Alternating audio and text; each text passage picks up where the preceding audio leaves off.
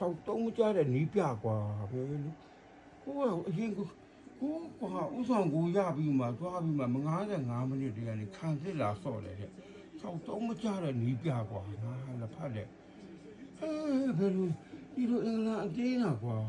ကျွန်းစရာကောင်းတယ်ကွာပြေးလဲရလားပြေးပြောမရှိဘူး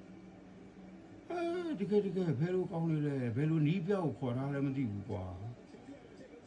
55မိနစ်ကနေခါစစ်သွားဆော့လို့ရမလားကွာအင်္ဂလန်အတင်းကတကယ်ငါတော့ထွက်လာပြောရင်လည်းကွာတကယ်ဆောက်ယူနီးပြနဲ့ကွာသုတ်ပြက်နေတာပဲသွားပြီလစ်ဒီကောမင်းတို့ဆောက်ဆင်းနေမင်းတို့